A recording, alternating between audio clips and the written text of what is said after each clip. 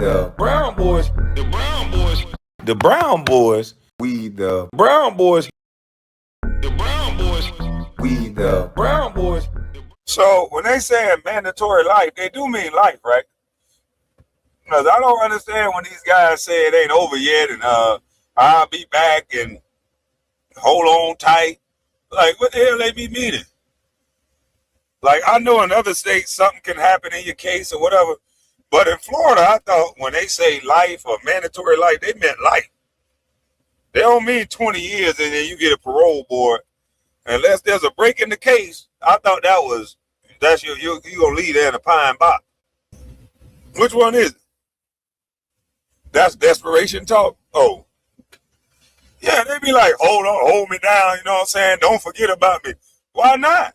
You got mandatory life, nigga. I'm forgetting about your ass. Yeah, you mean? Motherfucker talking about hold it down, hold me down. Hold it down, P.O.P., hold it down. Nigga, what is that? I guess you gotta say that so you don't go insane. Because you still got a life to live, but you're never gonna be able to go pick a broad up and go bowling. You never gonna be, I'm talking about the simple, beautiful.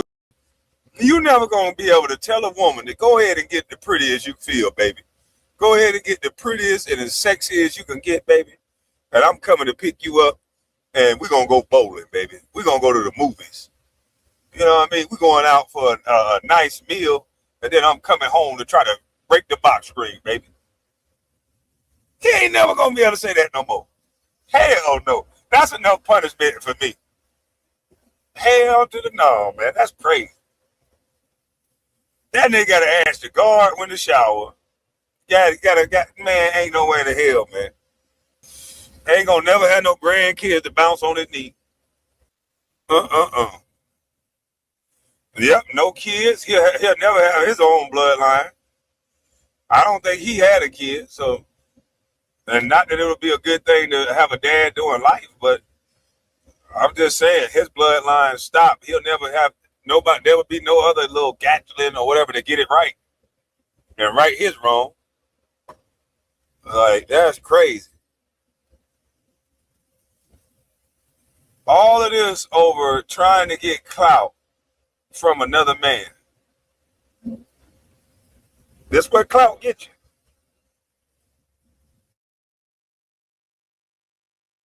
you.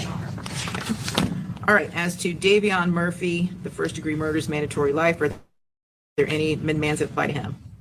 Yes, Your Honor. He also has a 20-year minimum mandatory for a firearm enhancement. All right, and then you're asking for life on the conspiracy.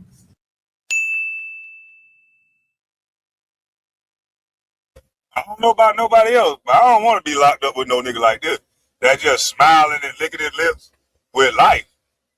Man, I'm going to have my goddamn head down trying to think how many days is that a week? I'm going to have to be in the law library. I'm just, man. Am I joining the Muslims? What am I doing? I'm already going to be strategizing. But this Negro is smiling. He's smiling like he just been ahead to a barbecue or some shit.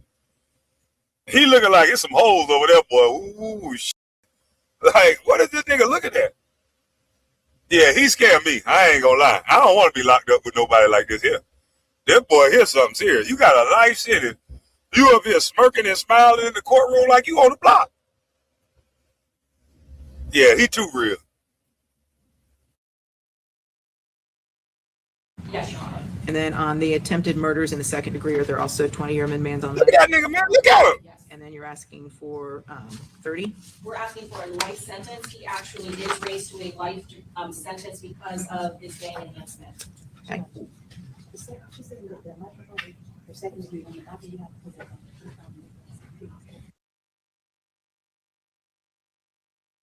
Man, this nigga got, hey, Rodney, you laughing, boy. I can't be around no YN like this. This nigga got mannerisms and facial expressions. Nigga, that elbow would have slapped out all my mannerisms. That life sentence would have knocked out my facial expressions. It wouldn't have been my eyes wouldn't have been going up. It wouldn't have been no smirking, no smiling. I would have been sitting there looking like, goddamn, damn. You'd have been knowing by my face. It would look like, God, my life over. That would have been the look on my face. I wouldn't have had no expressions at all. I'm gonna find got something to stare at, a speck of dust in the corner, a mothball in the corner. I'm gonna find that to stare at, and that's what I'm gonna be staring at. Mr. Brown, can you hear me? Blank stare. Mr. Brown, do you hear? Mr. Brown, can you hear me?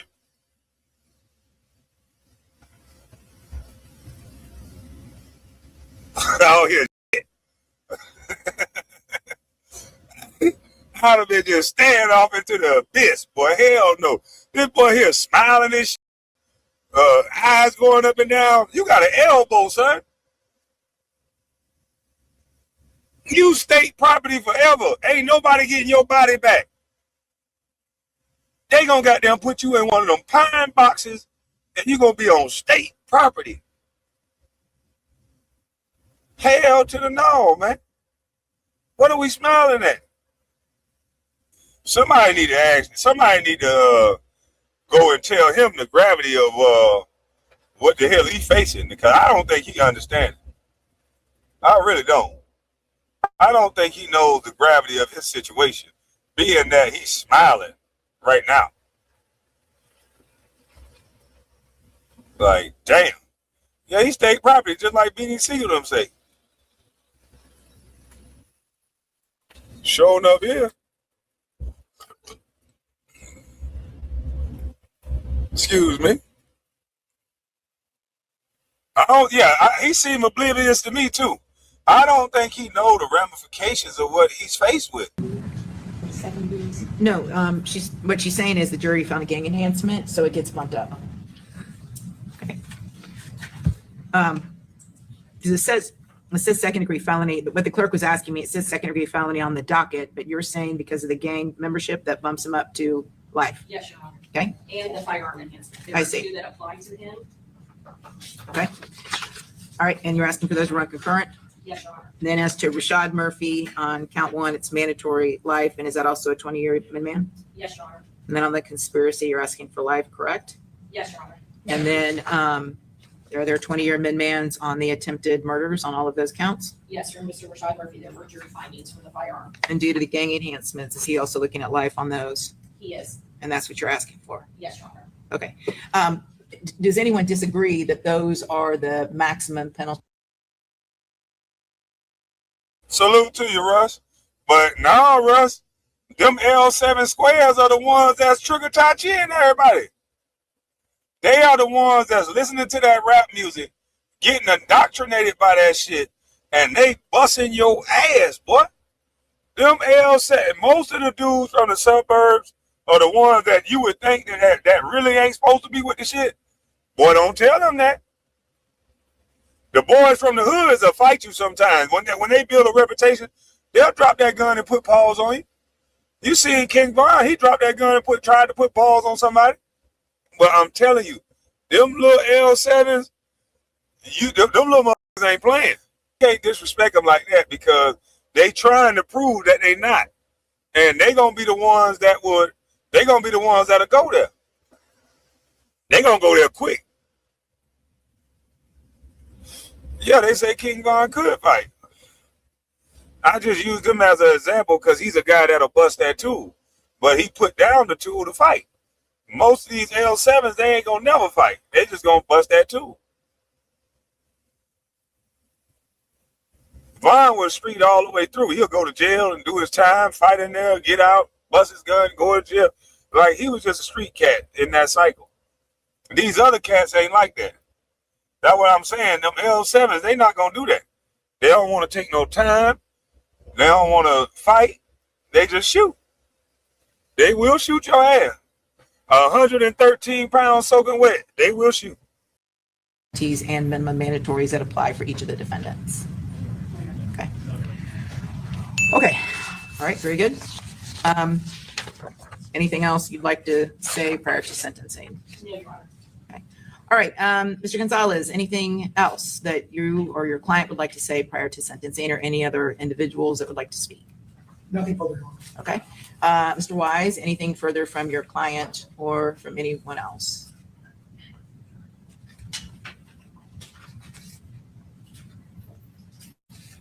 Just come on up in front of the podium. That's fine. Good morning. Good morning. Afternoon, actually. Oh, yeah. This happened more often than not. This happened more than people think it happened.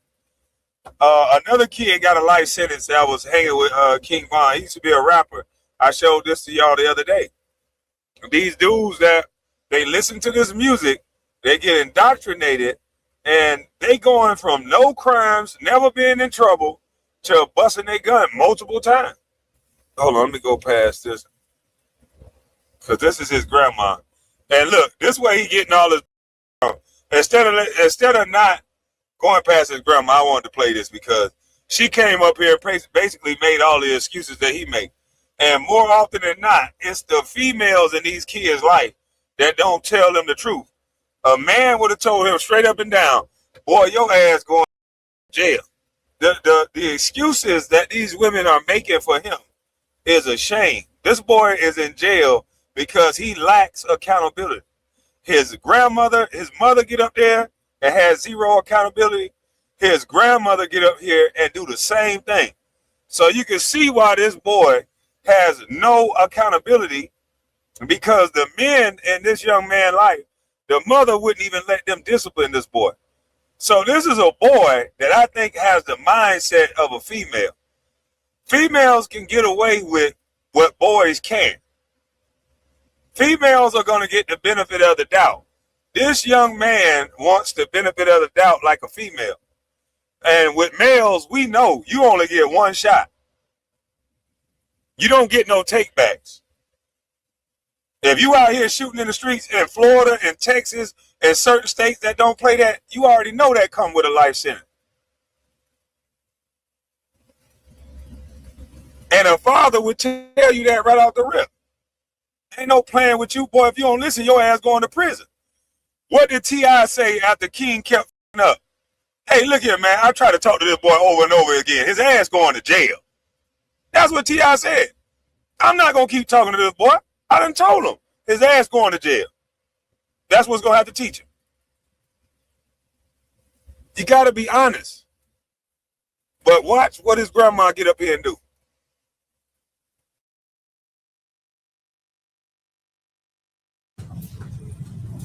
I too want to thank you for allowing me to address the court.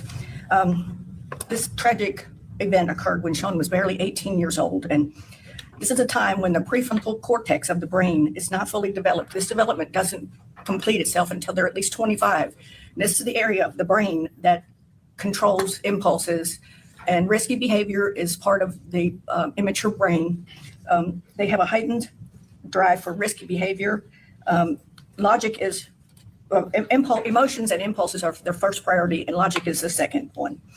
And I know that Sean made a mistake, but I really believe that the punishment is too severe. Sean. I know it's hard. Mrs. Gathright, it's hard. I know. Sean is a bright young man, and given the opportunity, I believe he can make an outstanding role model for younger people. He's a strong Christian, and he is liked by his peers as well as adults. This one event should not define the rest of his life. Thank you. Thank you. All right. And she didn't say sorry. She didn't take accountability, didn't say sorry, didn't do none of that. Just came straight up there and started talking about why he shouldn't do the rest of his life in jail. This so-called strong Christian took her car to go unalive somebody that really didn't do to him. The strong Christian that, as she say,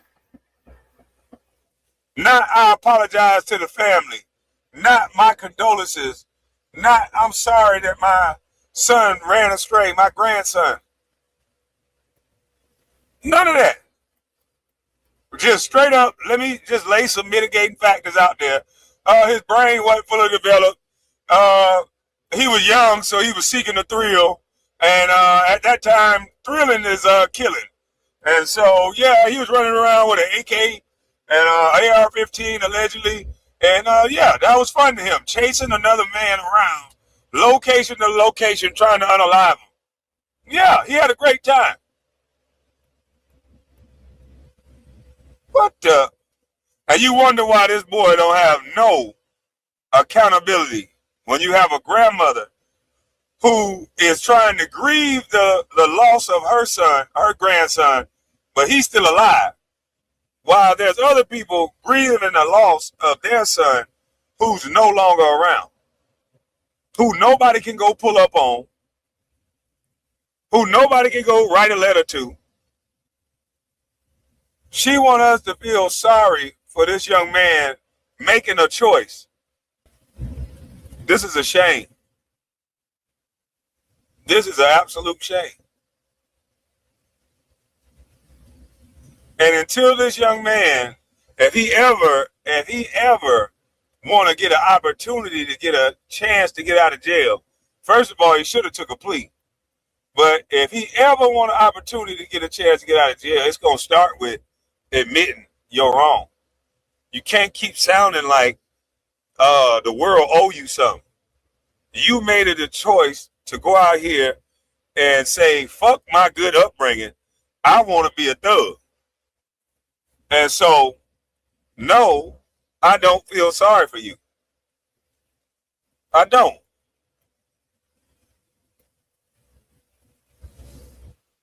You want to run out of here and act like that? It is what it is. Now watch this little manipulating little. Opportunity. I prepared just a little something. I worked pretty thoughtfully on it. So I just ask that you allow your discretion for me to. Yeah, no, go ahead. Thank you. Listen to him. Boy, he good, boy. I just want to know your discretion. He can talk fluent, talk nice. He the type of young man that'll get a girl, daddy to like him, the way this boy can manipulate. Sound like he educated. He was real smooth with that judge. Hey, judge, you know, I work very diligent on this, and I'd like your discretion, if that's okay, ma'am. She's like, yeah. Disarmed her real quick. This boy good. But ain't nobody trying to hear that manipulating ass shit. That's why you needed a man around you. When he started those crocodile tears and crying, something that melted mama heart, I would have still whipped his ass. Yeah, you can cry, but cry after this right here. It's okay that you crying, but cry after this. You gonna cry a little more after this. I bet this boy cried his way out of a lot of ass whipping. I'm gonna talk to you about it, okay? Yeah, mama, I'm not even gonna be here anymore. You one of them little big crybaby motherfucker. Ain't nowhere in the hell. As long as it's respectful. Yes, ma'am. All right. Here we are being sentenced for the murder of Charles Jones on the day he was killed 2 years later. Now, some may say this is just a coincidence, but I believe that nothing has been, is, or ever will be left up to chance, and that everything in this world is predestined. And there are many biblical promises of that belief holding true. Jeremiah 1:5 says, before you were formed in the womb, I knew you. Before you were born, I set you apart. Jeremiah 29:11 says, I know the plans I have for you, plans for good and not for disaster. And Romans 8:28 says, we know all things work together for good to those who love God and are called to his purpose. And there are many more just like them. God has full sovereignty over our lives. He chooses our times of peace and prosperity, our times of joy and laughter. But he also chooses our traumas and our tribulations, not to punish and tear us apart, but to strengthen our character and our faith. Everyone wonders how and why I ended up in a situation like this, despite growing up with a loving family, nice home, multiple opportunities, and promising potential. Some act as if is it impossible or unheard of for someone like me to find themselves in a situation like this. But in reality, it is much more common than we think. It has been happening long before today. There is a parable Jesus shared with the world called the prodigal son, a son who had the nice home, loving family, servants. He had his every need catered to, yet he still chose to take his inheritance and venture. This blaming God. This motherfucker. God did this. God predestined my path. God, he talking about that boy good, but your ass still going to prison. Hey, this joker blame God. He blaming everybody. Yeah, except himself. This boy do not want to take accountability. This boy do not want to take no accountability whatsoever. how in the world, what does these stories got to do with you taking somebody's life? I told y'all, what do these stories got to do with this boy taking somebody's life? Oh, and my life was predestined by God. So God destined you to be a killer, huh?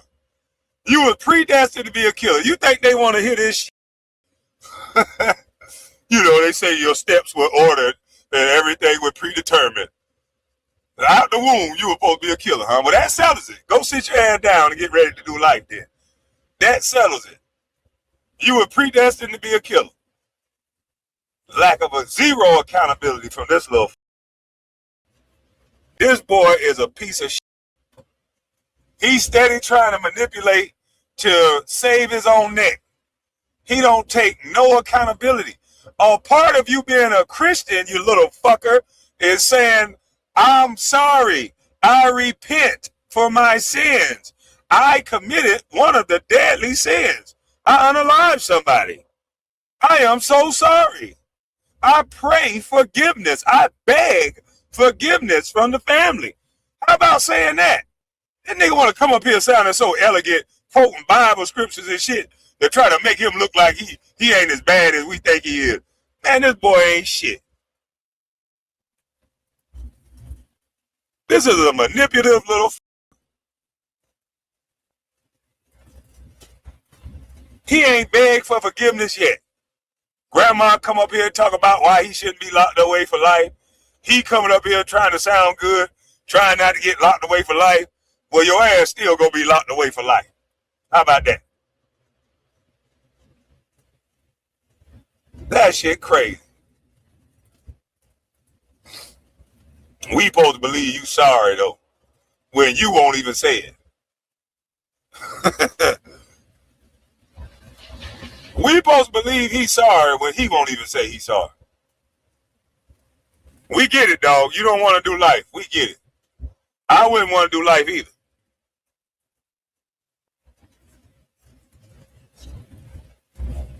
But that's why I ain't out chasing people with no weapon. Off to a far country where he indulged in prodigal living. He soon ran out of money, and a famine had struck the land he was in. And while that would have been enough signs for most to turn back, his eyes still hadn't opened, and he still hadn't come to his senses. Hungry and desperate, he found a job on a farm feeding pigs. And during these times, pigs and what they were fed were deemed as the filthiest, most impure, lowest of the low, and worst of the worst. But he was so hungry and so blind that the food he fed the pigs looked appetizing. That's when he finally came to his senses. He realized that even the servants back home had enough food to spare, yet here he is dying of hunger amongst pigs. After this eye-opening experience, he decided to return home. He was ashamed and planned to go to his father to ask for forgiveness and to become one of his servants because he no longer felt worthy to be called his son.